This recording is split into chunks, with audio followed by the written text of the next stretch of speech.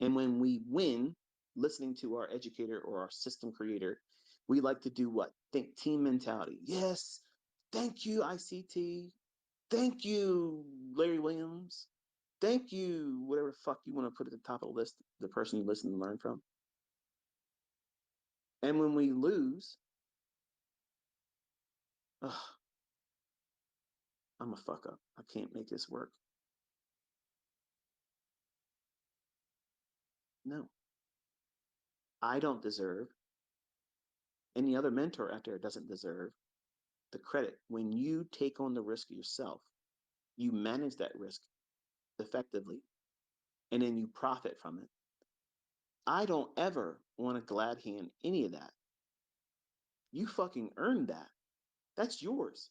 You want to peacock around and fucking go on social media, and that's your vice. Fuck it, do it. I don't think that should be the deciding factor for why you are trading, which is most of what the young guys are doing today. But you earned that shit. Peacock around like a motherfucker. Mick Jagger, your shit. You got the moves. Move them. Show it to everybody. Who gives a fuck? I'd love to see it. I'm not going to say high five. Yeah, you owe it all to me. Fuck that shit. You took on all the risk. You did the work. I don't deserve, and the mentors out there don't fucking deserve the worship. Stop doing that shit. You did it yourself. You fucking earned it. You did it. So no one fucking cosigns your success. You own that. But there's a flip side to that coin. When you fuck up, you do not fault your mentor, your teacher, your friends and your fucking neighbors in your Discord channel, your Telegram channel, your Facebook group, or your Twitter group. You own it. And that, my friends and neighbors, is very, very painful. Because we all want the insurance policy to be able to say, well, when I lost money, it's that motherfucker's fault. He didn't talk about that in the video. He never said this in his fucking mentorship. He never told me when I should have got out of that trade. He knew damn well it was going to do this. And he'd say nothing in his Twitter feed. You all want the insurance policy to be able to say, if I lose money, I can always just fault that guy, that person, that system, that approach, that service. When none of that puts your ass in the trade, but you need to be able to be responsible with your own actions. And this generation is not being taught responsibility at all. And that's unfortunate because that's the number one reason why they don't like me, because I'm telling them continuously in boring conversations that don't feel comfortable listening to. But guess what? Trading is fucking war. It's war. It's not a fucking video game, folks. It's not. It's just going to fucking take your ass and grind it to bits if you let it. So you have to prepare yourself mentally, emotionally, psychologically that you're going to wrestle with yourself a lot. And some of you are going to get this guilty conscience that I got to tell ICT, thank you, or I'm going to be jinxed if I don't say thank you ICT because I made money. I'm going to be jinxed. I'm not going to be able to be successful. Stop fucking worshiping. You did something, share it. I love it. I'm not high five, man. You owe to me. You don't owe shit to me. You didn't pay me. I'm here because I want to fucking be here. But I want to see what you do. I want to see it. Not just the good. I want to see the bad because I want to see how you learn from that shit. I was reading a young lady in the Twitter feed. She said something to the fact that she made a mistake or whatever. And I said, learn from it. Forgive yourself and learn from it. Because in the beginning, I didn't forgive myself. I began to hate myself. And the more hatred I had because I couldn't do it fast enough, it began to manifest itself. And when I would make money, I would become an arrogant prick. And my friends would see it. And one of my friends, who is no longer a friend now, um, he had the balls to tell me to my face, like, dude, like, what the fuck you think you're doing? Like, you're just like us. You're just making money. You're no better than us. We graduated the same fucking year in school. We worked menial fucking jobs. Okay, now you're making money. You think you're better than everybody else. Let me tell you something. That was a kick in the dick. I needed it, but that was really uncomfortable. Really uncomfortable. Here's a guy that I looked at as like a brother to me. I'm like, what the fuck did you just say to me? Dude, what the hell? But that's what a real friend does. They'll call your bullshit. And they'll do it because they want to see you recognize the mistakes you're making. This generation, you don't see people half the time. You're talking to them through social media. So you've got iron balls that you wouldn't say none of that shit if you were face to face with them. And it causes a disconnect socially, but it also encourages you to do things that are toxic. And this generation, unfortunately, has been created to be the worst of the worst. And some of you that are going to do well in this, you're going to see what I mean by that by coming out of whatever the fuck you're involved in right now. The way kids are taught in school today, ass backwards. It's all about feelings and social approval. Listen, folks, there's going to be people out there that don't like you. No matter how nice you are and whatever you want to do, you can give the fucking world to them. They're still going to find fault in you. They're going to tell you you're full of shit. You're an asshole. You should have done it sooner. What took you so fucking long, you asshole? You gave everything away for free. Why didn't you have to fucking make me wait? You should have did this sooner. You're always going to have that. There's assholes in everything. Everything. You're never going to please everybody. You're not going to. So don't let this endeavor be a reason for you to go and say, okay, I want to be successful so I can go out on social media and be approved and accepted by my friends and people I don't even know. Because these people don't fucking give a shit about you. They're not tucking you in bed at night. They're not paying your bills when you fuck up. They're not going to give you a handout. So why does their opinion or their approval of you right now or in the future matter at all? That's not a reason to be fucking trading. And these young boys out here, they're fucking on social media. That's all they're doing. They're catering to something that doesn't mean a fuck versus trying to build a life for themselves, find a significant other to have a relationship with, and being happy and content and not giving a fuck who likes them, worships them, thinks that they should have done it better or isn't doing it as good as the next guy. Fuck all that. You only have one life here. There's no dress rehearsals. And you're going to come into this world like everybody else does without an instruction manual because you are a work in progress. You're going to make mistakes. You're going to fuck up all the time. The rest of your life, you're going to make mistakes. Every single day, you're making mistakes. The difference is you are comfortable with certain mistakes that you make because you understand that that was probably not the best thing you should have done. And there it is. It's done. It didn't take anything from you except for the nuisance of having gone through it. Perfect example. In front of my house, the new one, I got these pillars out there. One's by my mailbox, and the other one is it's got like landscaping and such. And it has three little bulbs in the light. I had to go out yesterday, replace two of the bulbs. It was a pain in the ass to get my hand up inside this contraption to try to get these little tiny little skinny candlestick type flame shaped bulbs. I knew I only had three bulbs left, but I had to replace two. So I brought one extra. I reached my hand up in there. I know what I'm doing. I'm doing too fast because I don't want to be doing what I'm doing. And I know as soon as I get it done, I'm going to run back in there and I'm going to probably realize I didn't do something right. I'm not a handyman. I'm being honest with you. Okay. I got a checkbook. I pay people to do shit for me. But here I am. I'm trying to put my fucking hand up inside this contraption to change the bulb. And I drop the bulb. It hits one of the rocks in the landscaping and it breaks the bulb. Now, if I would have listened to my internal voice that said, slow the fuck down, Huddleston, I wouldn't have done that. But the wisdom in me said, take all of the fucking bulbs you have because the chances of you being in Huddleston here is likely. Okay. So I dropped it. I broke it. I had the other two still to replace them. That's my fucking stop loss. That's my risk management. It was unpleasant. I hated the whole fucking idea of me going out there doing that. But I used what I do in my market trading out there. I had funded the position. I had resources in case I did get stopped out. That ball broke. But I'm not out of the game, and I still got what I needed because I had a partial.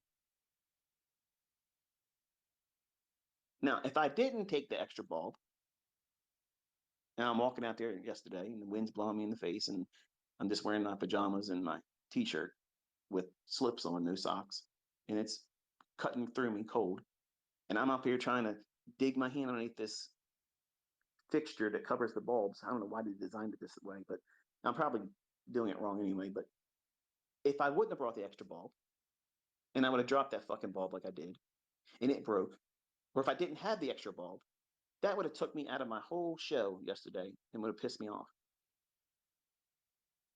because shit happens. But I didn't have the resources or the mindset to deal with it appropriately. But because I know chances are I'm going to walk out there, I'm going to be rushing because I'm not taking the time to put the jacket on because I want to walk on the ground that says don't walk on the grass. Okay, I'm going to do the things I'm being told I can't do and shouldn't do. So the human part of me is doing exactly what the fuck you're going to do when you start trading or start watching these live streams. You're going to feel the impulse to do the very things I'm telling you not to fucking do, and you're still going to do it. Whose fault is it when it hurts you? Yours. But you don't want that responsibility. You don't want that. You want the responsibility of being able to take all the clout when you win.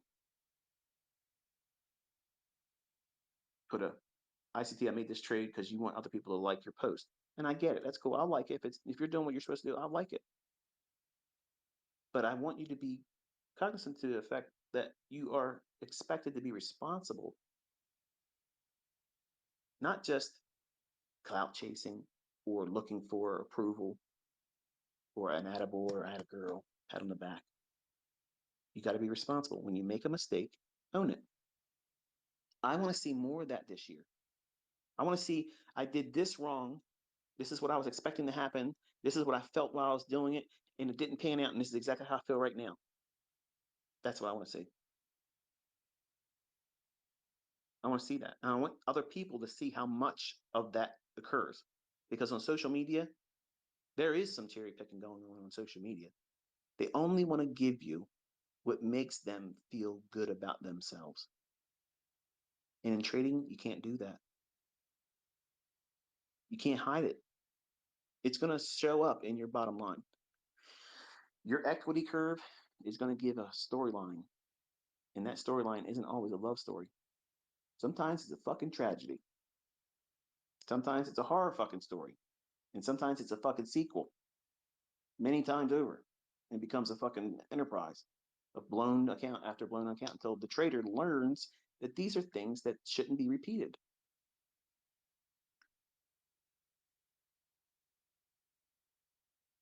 So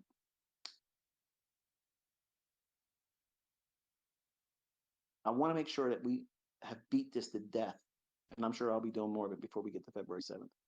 I don't want the folks like the young man that sent me the tweet the other day saying he's got his account ready to follow me live.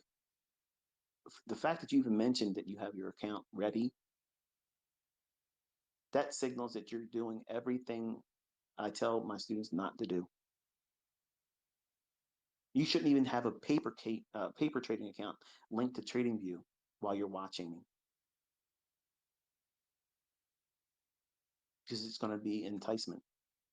You're not going to be able to, if you're not capable of managing yourself and controlling yourself and being disciplined, you're going to do things that's going to be distracting.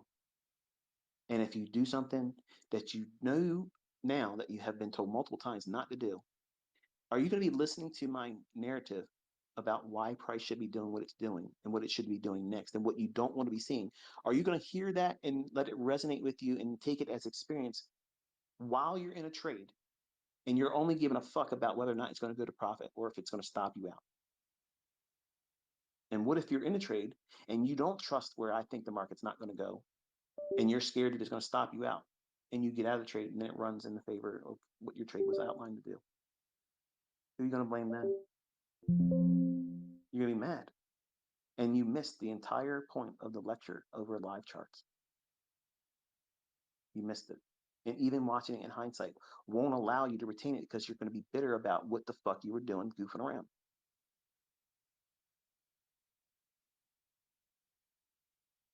Are you worth investing the time this year in yourself the right way? I'm telling you, if you do anything outside of what I'm telling you to do, you're fucking doing it wrong. And the results won't come. You need it to be boring. You need it to be just observing one thing. Each day we're watching price and seeing how it moves and gyrates. And you'll get comfortable with seeing how it does this certain thing over and over and over again. It repeats these certain signatures that over and over again happens. And then by doing that, the setup that you don't even understand exists right now will literally come to life right in front of you in your chart. It will start resonating with you that this is the particular pattern that you like seeing me talk about. I may not even be referring to it as a trade for myself, but because I'm saying it should do this and then do that, you're like, I can see 5 handles in that. And then next time you do it, same thing happens. You already know what I'm going to say before I start saying it because you see that thing forming. He keeps talking about this, but I see this. So that's my setup. That's my model. That's my multiplier. That's the thing I'm going to gravitate to in trading. And then you work with that and let it grow. And you build more understanding as we go throughout the rest of the year. And then you start seeing more things build on that. And then your 5 handle moves become easily 15 handles and 10 handles, 20 handles, and then 15 handles, and then 30, 50 handles, and then 5 handles, and then back and forth. There's an ebb and flow. And you'll see how many times. How often does a 50 handle move occur in a month? When is it realistic to expect one? When should you only be focusing on 5 handles and be thankful that you got that and be out for the rest of the day? You're going to learn all that stuff. But I can't and no one else can communicate it in a book. You can't. You can't do it. It cannot be done. Trust me, if people were able to do it and they could encapsulate it inside of a book, it'd be out there everywhere and everybody would be copying it like they're doing me now, making books and shit. They have no idea what the fuck they're talking about. Smart money concepts. You just got introduced to the idea, folks. Just take your shoes off, get comfortable. You're going to be here for a year. You're going to see all kinds of cool shit. And it's for you to learn and become better at it, not fall victim to people that don't know how to do it. It's my prayer, honestly, for all of you to really find yourself in this. Even if you use other stuff in addition to what I teach, if it aligns with what you're doing, the times that it aligns, I'm confident, I'm absolutely confident that it will improve your understanding about price. And that's all I want. I just want to be a help. That's all. That's all I want from all of you is to give me the opportunity to help you. That's all I'm asking for. You don't have to go out of your way, to constantly keep thanking me. We see enough of that already. Just put the work in and show me your results. That's all I'm wanting. Okay? Because I know the rest will take care of itself. And once you get to that point, that confidence level, so you think right now, and I'm saying this and I'm going to close it. Right now, you have your job, or maybe you don't have a job. Okay? Maybe you just recently got laid off, fired, the company went out of business, something to that effect, but no longer you have a job. Before that happened, you probably felt real confident that as long as you keep showing up to work, you got a job. That's a false sense of security. But you've lied to yourself and convinced yourself that it's true. Those working right now having a job, your job's not guaranteed to you, no matter how much you want to talk yourself into it. Oh, they need me. They don't fucking need you. They don't need you. You are just a number to them. One little small cog in the machine. And that cog that you represent is easily replaced by somebody else for less money. That's the environment they're creating right now. You don't see it, but it's what's happening. You're going to see a lot of people losing their jobs, and folks that are in college right now,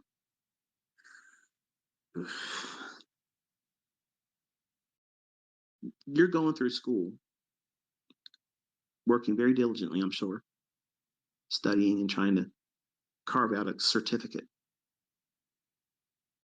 Nothing guarantees you a job with that certificate.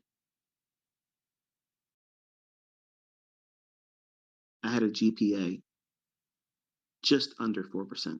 Math and science major. That was like me. That was me. I was writing programs in sixth grade after school,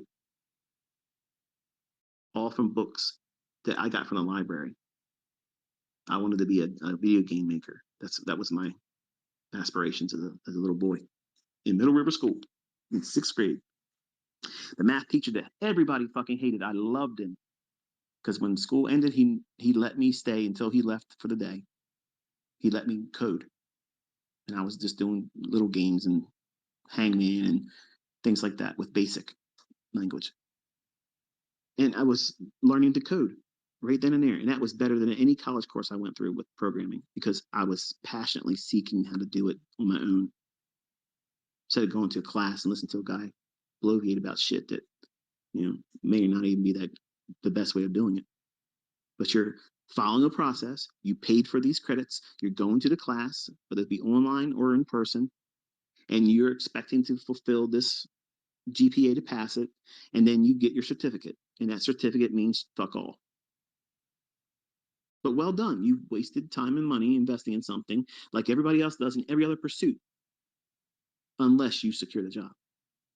Now, if you get the job and you love your job and you make really good money, then you are a success.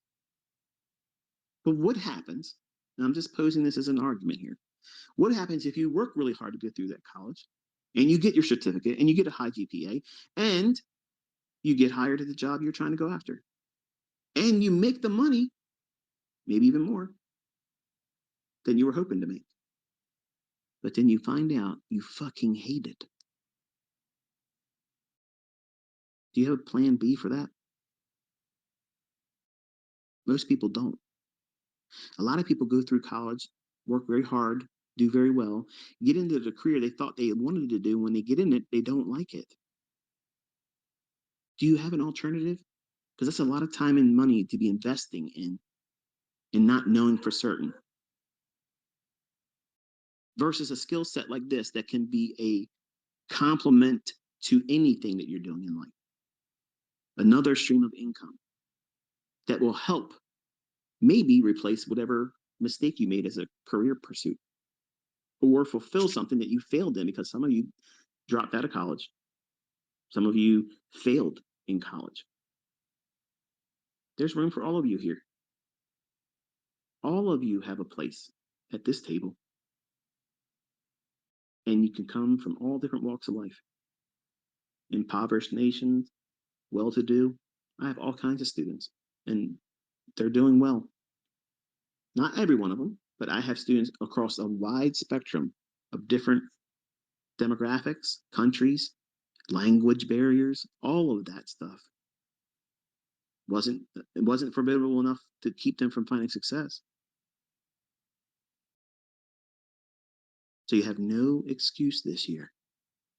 None. Not a valid one, at least. Are you going to show up every day? Are you going to dismiss anybody and anything that would be a distraction to you learning? My advice to you, and I mean this sincerely, don't talk about it. Okay? This is Fight Club. You ever seen the movie Fight Club? First rule of Fight Club: we don't talk about Fight Club. That's the first rule. That means you can't hear someone else's asinine opinion about what you're doing and learning unless you invite them in the conversation. They're not going to tell you what you want to hear. They have no idea what the fuck you're doing. And if you try to explain to them, they're not going to understand. They're going to think you're fucking crazy. First rule of Fight Club: we don't talk about Fight Club. That means your friends at work, you work with them. That's it. You don't make them partners in your endeavor on learning how to trade. You're not taking them out of the fucking job when you start making money, right? So why the fuck are you bringing them along right now? You want them to feel like you're getting ready to make some changes, man. You're making some fucking waves, and you're riding that motherfucker out on your surfboard and leaving them behind. And you want them to know about it before it even starts. Don't. When they come to work and you ain't there no more, then they'll know. Send them a fucking card 3 weeks later. I'm on the beach. Fuck off. See you. Your family. First World Fight Club. We don't talk about Fight Club because they're not going to tell you what you want to hear. They're only going to tell you their fears and reasons why they wouldn't do it. So why the fuck are you going to invite them in the conversation? They won't understand what you're doing. You barely do. So why are you allowing anybody else outside of what you're trying to learn to influence you? Because they're going to influence you. Why? Because you love them. That's normal. I did the same thing. And not one of my family members, not fucking one of them, said, you know what, Michael, you fucking deserve that shit. If anybody's gonna do it, boy, you are gonna do it. You're gonna fucking be the trailblazer. You're the fucking one. Not one of them even gave me a fucking encouragement. Oh, like, I hope you do well. All of them said, yeah, right, you're gonna be just like the rest of us. The rest of us? The rest of us? Motherfuckers, you retired. We're still working in retirement right now. I've been retired.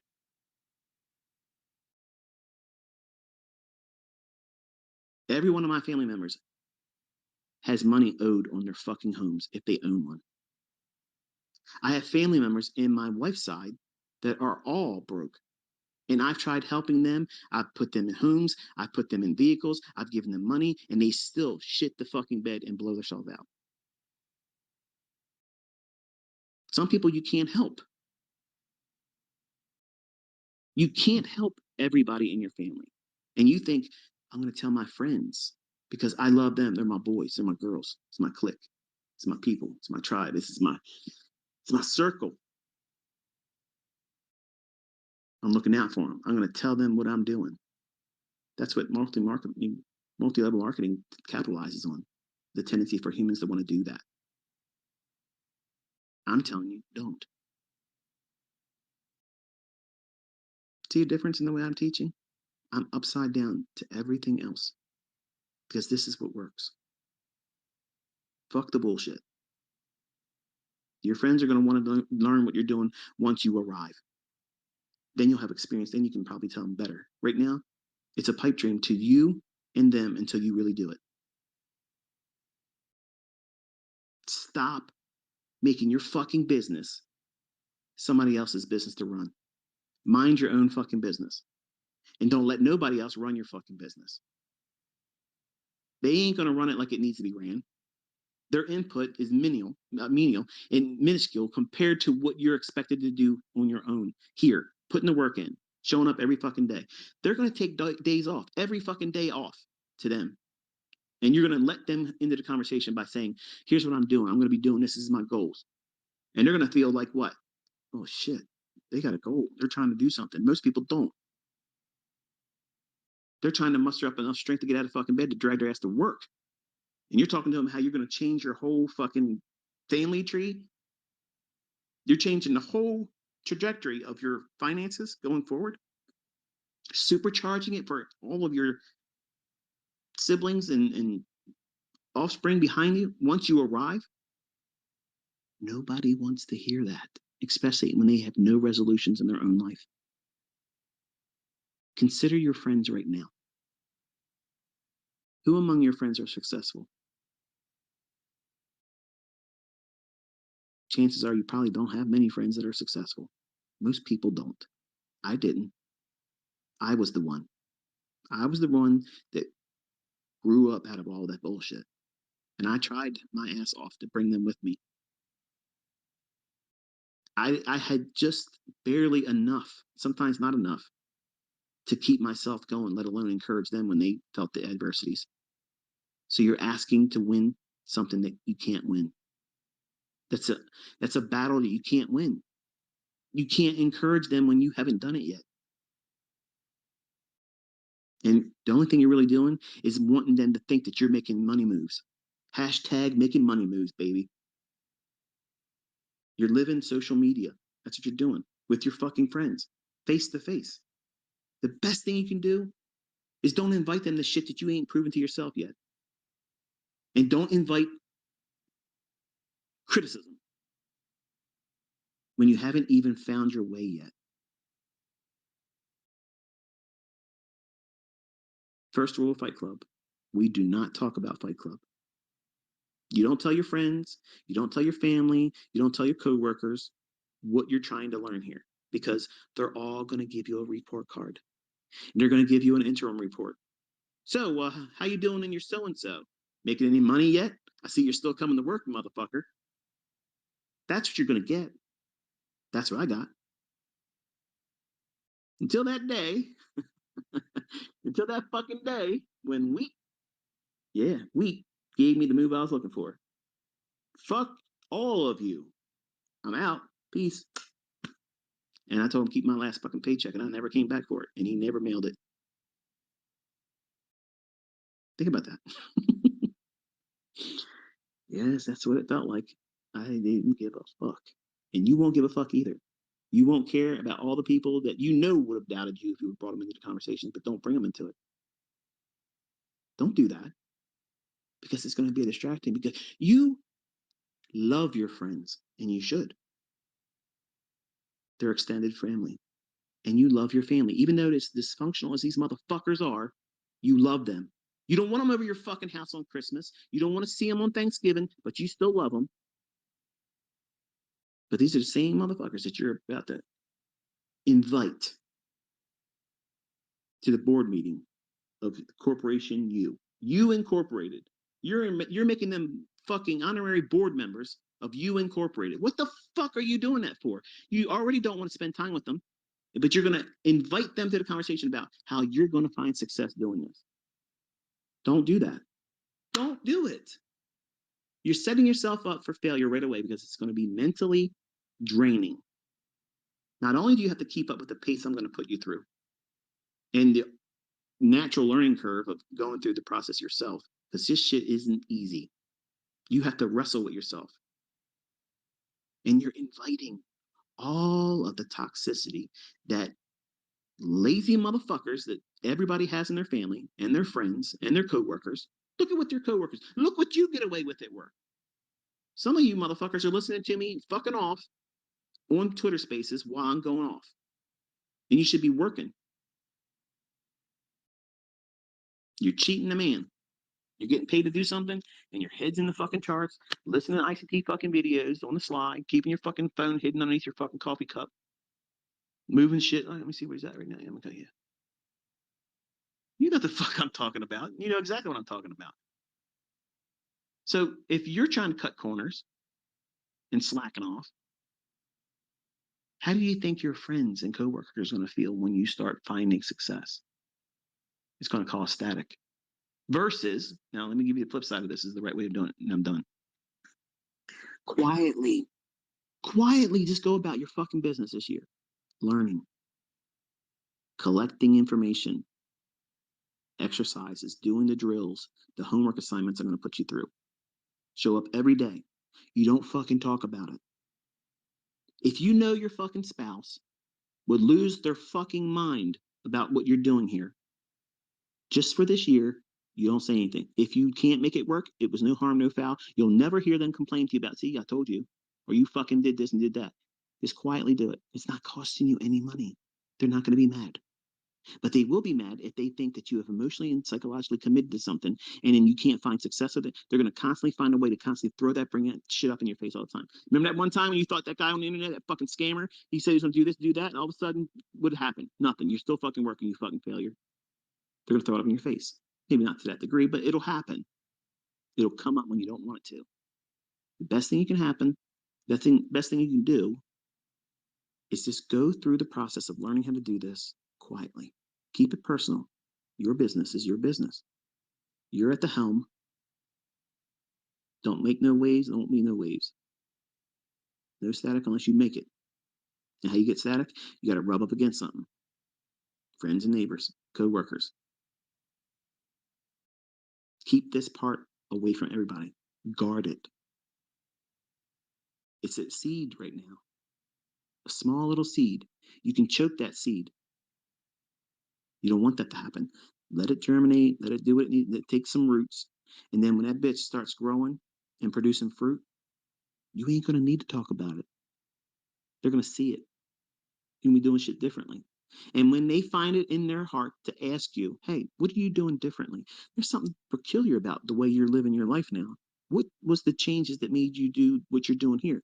You look like you're finding success. And what the fuck's going on? You stopped coming to work, man. Where you been? Then guess what? You're equipped to talk about it. And you have been there. And you can say, yeah, this is the way I learned it. And this is what the guy said I should have done. And he was right. And the other people that aren't going to listen to this, they want their girlfriends to be a part of it. Mm-mm. Nope. A divided mind. Nope. Can't have it.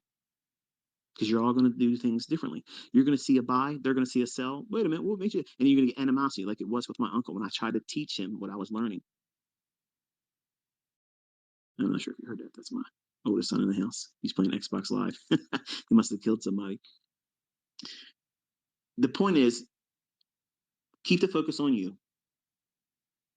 Do not invite other people to be able to provide you a commentary or give their opinion about why you're doing what you're doing, why it should be done differently, or why it's a waste of time.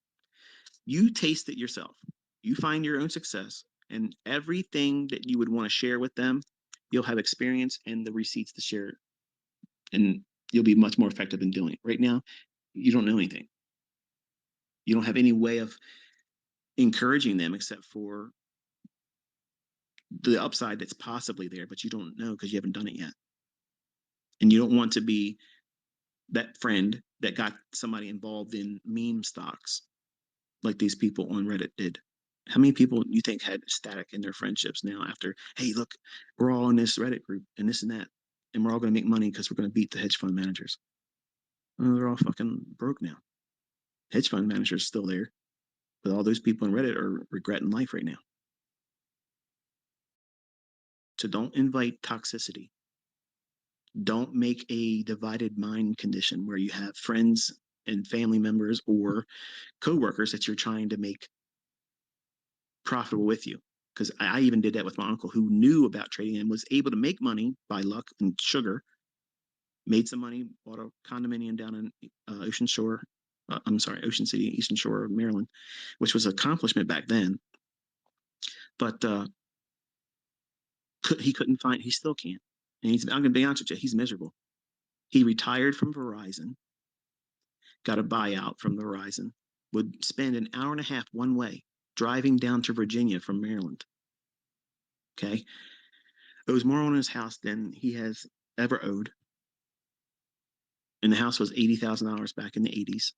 And he owes more than that now in the hundreds of thousands of dollars in debt, retired. And once he retired, he ran a lawn cutting business. And now he's delivering auto parts for, I don't know, some kind of auto parts place. And I asked him, I said, why are you working? No reply. He's miserable. He's not doing what he wanted to do as a young man because he had a taste of it and never could do it. And what was his problem? He couldn't accept, and he said it right from his own mouth when we drove around one day. And I told him, I said, I want to help you learn how to do this. He cried to me, broke down and cried and admitted, he goes, every time you tried to tell me something, I wanted to do whatever you said and do the opposite of it because I'm jealous. I brought you to this. When you were 15 years old, I was talking to you at your grandmother's house. 14 and 15 years old, he was talking to me all the time. Richest people in the world, Michael, trade futures and options. Get yourself a good job, go out there and become an electronic technician, like he was at the time at Westinghouse, and learn how to trade futures. And I didn't want to hear that shit. I was like, what the fuck? I'm in martial arts. I don't give a shit. I wasn't even interested in girls. And I was martial arts. I'm going to have my own martial arts school. And then here I am running up a fortune in his home, renting his bedroom from him for $50 a week. He watched me do it. And he and his wife would ask me to pay for vacations, pool liners when they needed one. New fence was the that was it. That was the breaker for me. That's just like, you know what, I'm getting taken advantage of. Raise the rent if you want, okay, but stop asking me to pay for stuff.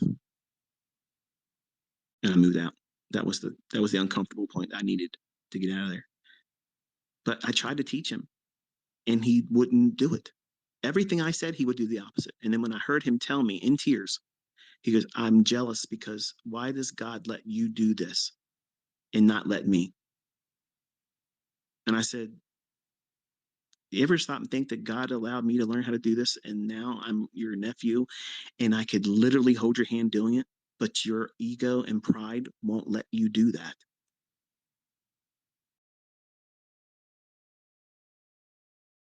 Family members and friends aren't easy targets to save and change from their present state.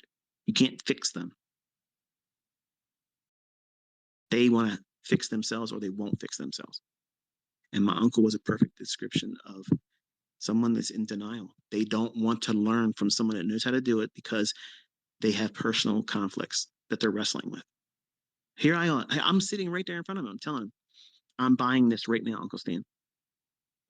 Call your broker and do the same order right now." What does he do? He fades it and goes the other fucking direction and then loses his fucking money and he's stomping around the fucking house, throwing shit around the house. And I'm like, "What's wrong? You can get the target? Are you still holding it?" "No, I don't talk about it." And later on, he's pissed off, smoking cigarettes, and he's not a smoker. I'm like, "What the fuck are you smoking cigarettes for?" "I just started." "What?" "Something's wrong."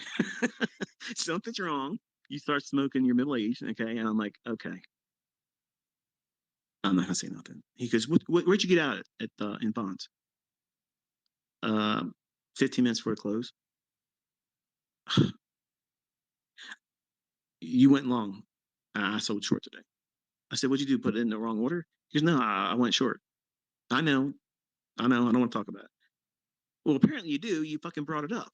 Okay, I'm walking away from you. You're bringing it up. And everything he did in his account, he showed it to me. Everything was fading me. Does that sound like someone that is trying to do the right thing or trying to compete with their nephew? It's competition. So friends and family and coworkers are going to do what? It's going to invite that same social media arm wrestling match. "I'm better than you. You're better than me. Oh, I hate you. You know, you got more influence over more people than I do. I'm jealous of you." Fuck that. That does not make you money. And you can't fix your friends and family and coworkers. You can't. You don't know what you're doing yet. Once you're able to do it, you can say, "Hey, this is what I did to do this. And it's going to take a lot of work. There it is." It's easy to do it that way. They're not going to fault you because they see what you're doing now or then when you get to successful level speculation. And it removes any invitation for someone to bring toxicity to what you're doing and distract you.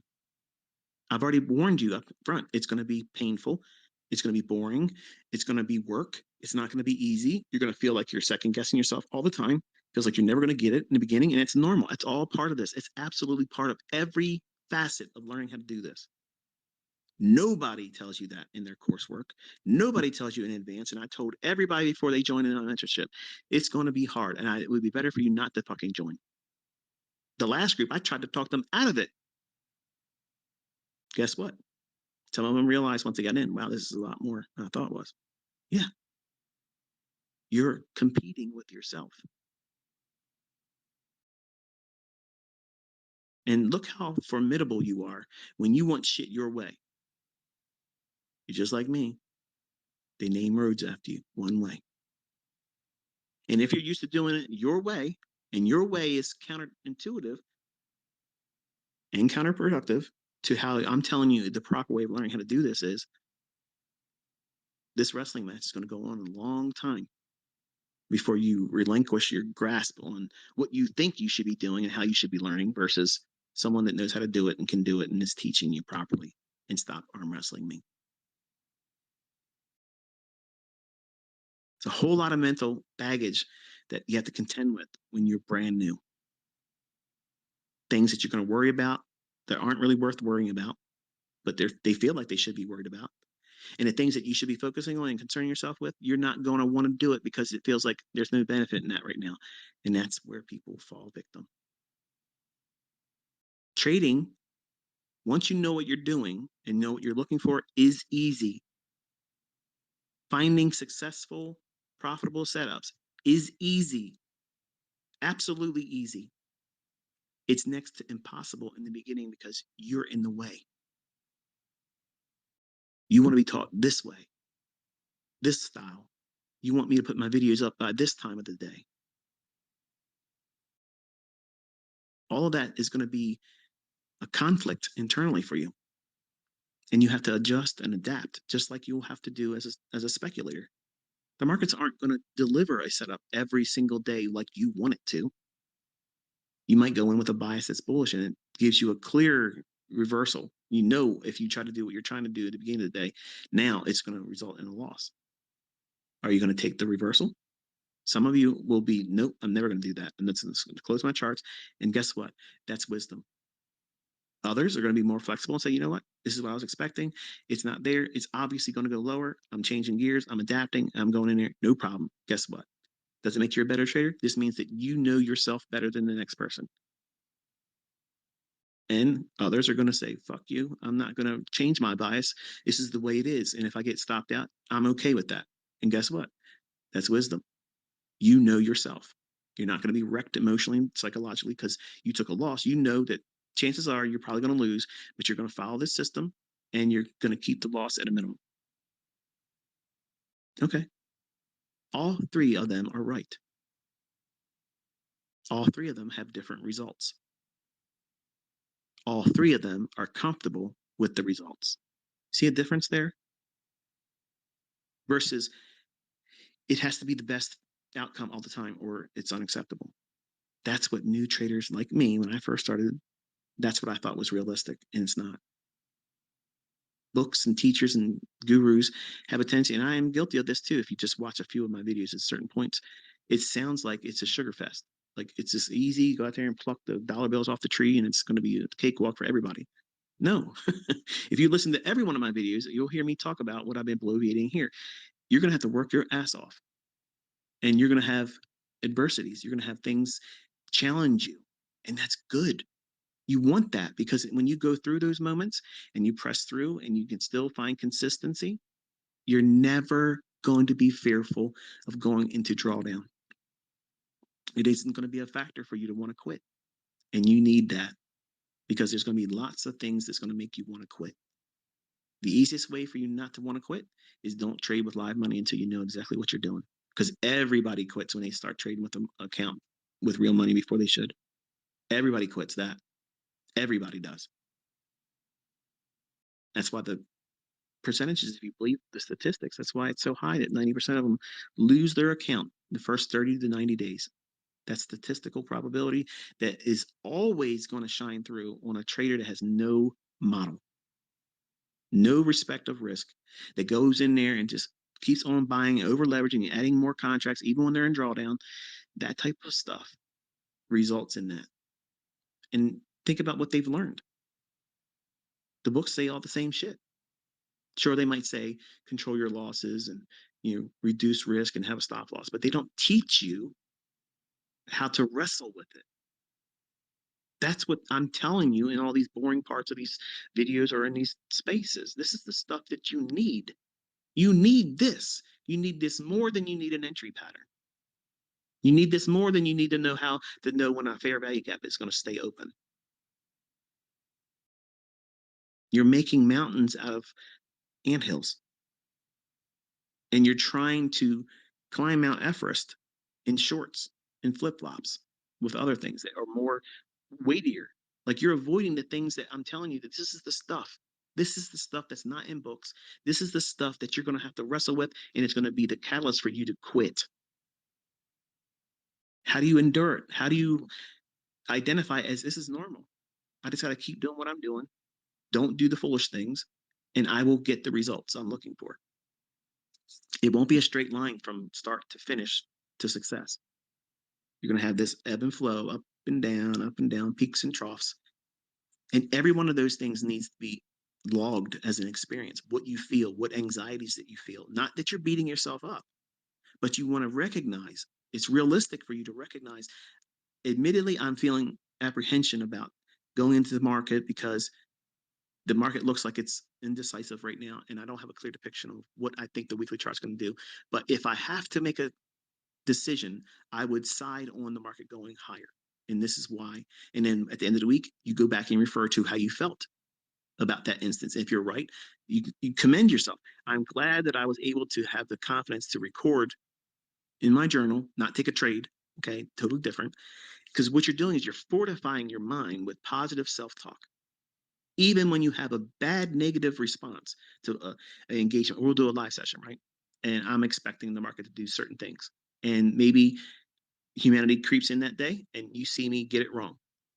You're going to go into your journal, if you journal at all. You're going to say, oh, yeah, ICT got it wrong today. I'm second guessing all this stuff. This probably feels like a scam. This isn't working today. This pattern didn't work. If there was a smart money entity out there, it wouldn't have ever let this fail. The algorithm's probably being changed. Everybody's watching the live stream. All this negative stuff you're dumping into your journal or holding it in your head is going to compound over time. And it's going to prevent any new understanding or learning in by your experiences with the concept and me sharing it with the live. You won't learn. You're building up walls. And it feels like you're protecting yourself from a letdown. You don't want to do that in your journal. In your journal, if you do something wrong or if we experience an outcome that was not favorable, like we were wanting something to pan out in the marketplace and it doesn't happen, you can go into your journal and say, okay, this is what we were expecting. I was expecting to see this happen in the market, but we observed this. What I've taken away from this instance is I shouldn't be worrying about the amount of money because even though this was wrong, it would have been a measured amount of risk that it's palatable for me. So this is not a letdown. This is not a chasm that I can't cross. It just means this is a speed bump. And I'm excited to learn how I'm going to be able to accomplish the restitution of any drawdown that this could have created but hasn't. And I'm thankful for that. See the difference between what I was otherwise would have been said by somebody in a tweet. Man, I fucked up today. I took that trade and it was a fucking loser. Man, I'm never going to get this. Think about that. Some of you may not tweet that, but you're thinking it when you do shit in your demo or your funded account. Versus what I just said moments before that. We're recording positive self talk. You never, ever, ever beat yourself up in reflection. Never do that. That's why women look, and young men too, look at themselves in the mirror and they think they see an ugly person. They think other people see an ugly person because maybe someone said something stupid to them on social media, or they are not getting recognized for what they think they should look like, and they start having hatred toward themselves. You're ugly. I need to do this. I need to lose weight. I'm going to starve myself. I'm getting a nose job. I'm getting whatever. Instead of learning how to cope with it and say, you know what? That person might not find me terribly attractive, but fuck them. I'm not sleeping with them. I don't have a relationship with them. I am going to find someone, if I'm not already in a relationship with somebody, and they're going to love me for who I am because I'm providing them a wholesome partnership. And I want that. And they see past what I look like. So it's self talk. That's something that I had to learn when I was battling high anxiety. I had debilitating anxiety. I had agoraphobia. I had a fear of being. I could never have done what I'm doing with you right now. I don't know how many people are listening or even staying with me this long, but I would never be able to do what you see me do today. I would be too concerned about the opinions of other people because of who I am. You know, the way I was raised, I was brought up, and I have deep scars that were childhood based, not trade based, not performance based. Okay, but they're childhood scars. And I've lived my life, even at 50 years old. I can tell you honestly where I feel these things. And it's because of things that I encountered as a child, not having my parents raise me. you not having the affection or the encouragement of my parents. So I teach my kids hard, but they all know I love them. They all know I'm looking for them to do well. And that's when I'm talking to them in these presentations and you feel like I'm talking to you. That's why you like listening to me, because you get that father figure mentality from me, because I am being the father to my kids here. When I'm talking like this, I'm thinking of Caleb. I'm thinking of Cody. I'm thinking of Caden. I'm thinking of Cameron. I'm thinking about them. They're in my mind as I'm talking. Sometimes one face more than the other because of the things that they do or things that they won't do when I tell them to do it.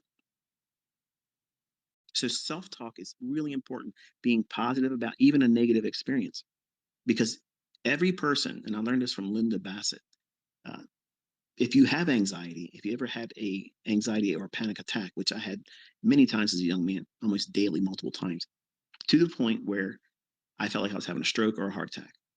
And I'd go to the emergency room, sometimes in an ambulance, put me on an EKG, your heart's fine, there's nothing wrong with you. In 10 minutes, as soon as they told me I was fine, heart rate normal, I'm fine, I don't feel like I'm gonna pass out, and I'm hungry, let's go get something to eat, and everything's back to normal. I just needed someone who I believed, because they wore a white coat, and I had white coat syndrome, meaning when you get around doctors, your blood pressure goes up. They're going to give you the bad news. You got a terminal illness. It's crazy shit, but it's a real phenomenon. And until those doctors, physicians would say, you're fine, then I was fine. But before I heard them say it, I wasn't fine. High anxiety, 200 beats per minute. That's what my heart's tacking at. And they said, look, if you don't calm down, we have to give you something because your heart will burst. What did that tell me? You're dying of a heart attack. I'm even faster. And my hands are creeping up, my fingers are curling, my wrist is curling, my forearm is curling, my legs are drawing up into my midsection because I blew off all my CO2. And I'm thinking, I'm fucking dying. I'm literally rotting in my flesh right now. That's what's going in my mind. It's revving up. That's what anxiety can do to you. It's madness. It's crazy. And I learned coping skills from Linda Bassett. Attacking Anxiety is a wonderful book. Even if you don't have anxiety, it's a good read, because chances are you're going to meet someone, or someone that's in your circle of friends and family are going to suffer from anxiety or have a panic attack. And you'll recognize it because you understand from reading that book how to cope with it. And the first coping skill I learned from her is distraction. I would wear my watch, and the first thing is you want to look at your sweep second hand on your watch. You don't want to use a digital. Okay, that's why all my watches all have a sweep second hand. No matter what watch brand, I have to have a sweep second hand, because it just gives me a sense of security knowing that if I'm in a place, I'm out in public, and like when I was waiting for my son to have his surgery on Friday, that's why I was quiet on Twitter. That's why there was no trades taken on Twitter Spaces and like that. He had a surgery, probably like the 80th surgery on his throat since he was a little one, and I didn't have anxiety going in, but when they told me his surgery was supposed to have ended by 10:30, they didn't come out to get me in the waiting room. And here it is. It's 11 o'clock, and now it's 11:10, and I don't see his number updated on the screen. It says he goes from surgery to post-op recovery. So he's still under anesthesia in my mind, which they didn't update the thing, and they didn't know I didn't bring my cell phone, which is also why I didn't tweet yesterday, because I didn't bring my cell phone. Otherwise, I've been tweeting like a storm, distracting myself. But then I started having a little bit of anxiety. I'm like, I hope everything's okay. But you can't go back there because of COVID bullshit that doesn't exist anymore. You can go around other people. Okay. People are going around other people all the time. We're wearing masks, for fuck's sake. So if my loved one is back there, let me go back there. But they don't let you do that in John Hopkins down there. They're just real, like, it's tight as a bull's ass in there. You can't do this. You can't do that. You can't go here. You can't go there. And I'm waiting in the lobby, waiting. So I was like, okay, I'm feeling anxious. I look at my sweep second hand on my watch, and I do exactly what I learned from Linda Bassett. You literally count the seconds. Every time that sweep second hand goes to one more second interval and it ticks around the face of the clock, you're saying the number and counting it. You cannot, it's impossible. It's impossible to do 2 seconds, I'm sorry, 2 minutes of rotation around that. If you're counting out loud, either whisper or with your lips, looking and watching that sweet second hand. Whatever scary thing or negative thought that you were thinking that you were making yourself scared and anxious about, in 2 minutes it goes away. You have to distract yourself from that negative thought. Every panic attack, every anxious moment, every feeling of rage starts with a moment of a thought or a response to something. So as soon as you feel that, if you're in a bad trade, okay, and you feel like you're going to get stopped out and you're just worrying about it, but you're not going to fucking close the trade, look at your second hand on your watch. You should have a watch. I don't care if it's a fucking Casio. I don't give a shit. Sweep second hand on a watch, and you literally distract yourself from watching the chart. Look at your sweep second hand on your clock on your wristwatch. Wherever it starts, as soon as you look at it, it's okay. Now count 1 second interval. 1, 2, 3, 4. You're watching the watch. You're seeing it tick. You're anticipating it subconsciously, it ticking forward, and you're saying the number. There's no fucking way that you can worry about that stop loss now. You're distracted. Whatever negative thought, whatever fearful thing is causing you to be panicked, you're having an anxiety moment. Dismiss yourself if you're at work or if you're around other people. Dismiss yourself. Go to a bathroom, go to a stall, go to outside or whatever. My thing was I had to come home. Whenever I was out in public, I had a public attack of panic and anxiety. My safe spot was home. No matter where I was, I had to go home. When I got home and I still had panic attacks, I found out that my world was shrinking. Then I had to go to my bedroom and I had to be in this chair in this bedroom to feel safe. And then when I had anxiety attacks there, I'm like, where the fuck can I go now? It was debilitating. And I didn't want to be around other people because I was afraid they were going to say something that was going to trigger me. And it was all around that 9/11 bullshit. That's when I was having anxiety. It wasn't trade related. It was all terrorists and they're going to get you type shit. That's why I don't give a fuck about it now. No, I don't give a shit. They could drop a bomb on my house. I don't give a fuck. Instant death, instant glory. I ain't worried about it. But the way you tackle your mental baggage and fear and anxiety is you have to, number one, first distract yourself. And if you're looking at a sweep second hand on a watch for 2 rotations, that's 2 minutes. Whatever negative feeling that's causing you to release adrenaline, you're a you're a Ferrari with the shifter, the transmission in neutral. The Ferrari's running, and you have the gas pedal all the way to the floor, but you're not in gear. That's what you're creating. You're creating a fight or flight scenario. If you're watching the market and you're having anxiety, you need to turn yourself away from the chart. Commit to the trade, but turn yourself away from the chart and look at something else. If you don't want to use a watch, you look at something in your room or far off and you describe it in detail, its shape, its color, how far away it is, how heavy it might be. And you do that for 2 minutes. There's no fucking way you can stay in panic. You can't. Your mind can only focus on one thing at a time. All the time, it only focuses on one thing. So if you replace the negative, fearful, inducing thoughts or negative feelings about something, you can't panic. So what's happening is you're turning off the pump that's putting out adrenaline. And then what happens is if you don't do this, the adrenaline that's being pushed into your body that you can't burn off because you're that Ferrari in neutral with the gas pedal forward and it's revving up really, really high, you're ready to go, but you're staying still, fight or flight, and you're doing nothing. You're sitting still in panic. You're in that trade, fearful that it's going to stop you out. You're fearful that it's going to go another direction, but you already have your stop loss. You have your target. Commit to it. Turn yourself away from the chart. Look at something else. Distract yourself just for 2 minutes. The adrenaline will stop. You won't release cortisol, which cortisol puts you in full fucking. I got to go to the emergency room. Like that's when you'll start feeling body sensations, tingling. Your face will tingle, your arm will tingle, your hands will tingle. Okay, that's because you're not doing anything to burn off the chemicals that your body's producing so that way you can overcome a fearful, maybe you need to fight something bigger than stronger than you. Your body was designed and created by the creator to give you that oomph, that nitrous oxide kick to make it across the finish line, hopefully alive and still keeping your ass intact. But you're doing what? You're sitting still, thinking negative shit, pumping and pumping and pumping, and all of a sudden you start feeling like you can't breathe when you can breathe. So you distract yourself, Take your mind off of the negative thought and you count the second sweep hand around. The first minute around, you're just counting straight on the numbers.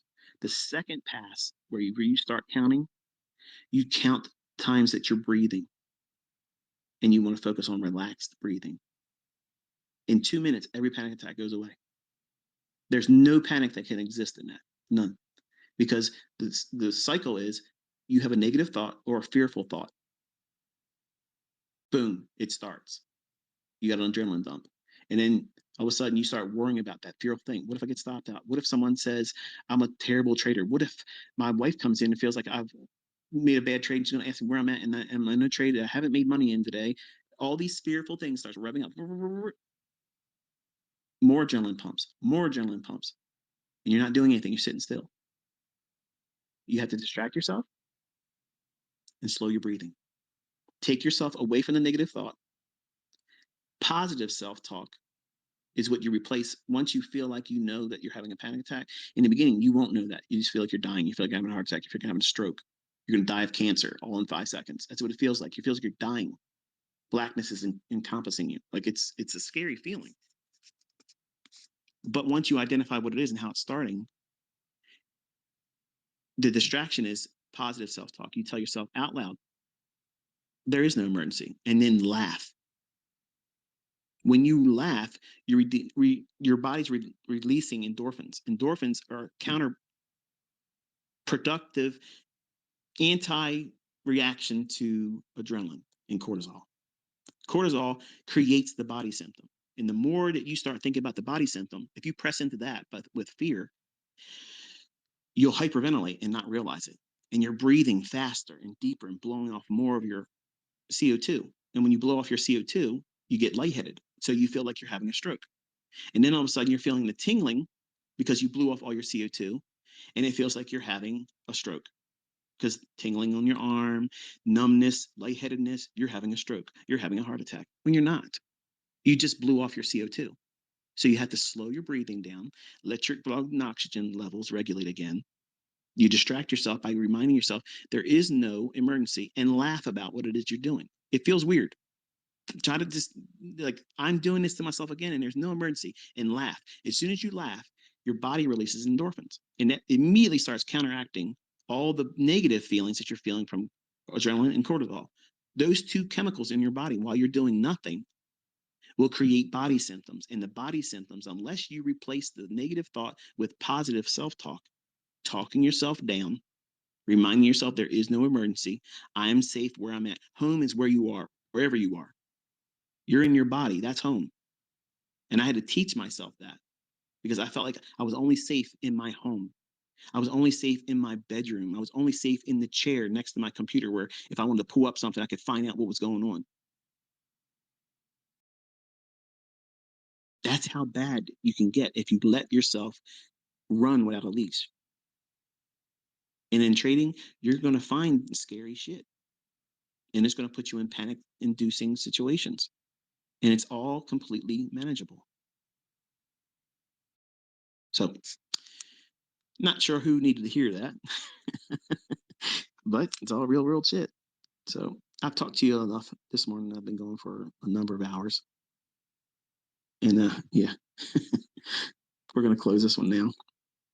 I think it's time for me to grab some fruit. I'm hungry. So I will touch base with you by the way of a video later on this evening. It'll be a short one, I promise. And we'll touch base with each other on Tuesday. Tomorrow's a holiday, I think. So I'm not going to be doing anything market related there. So we'll resume on Tuesday morning. I'll touch base with you about 8:15 New York local time on Tuesday. Until then, enjoy your Sunday and be safe.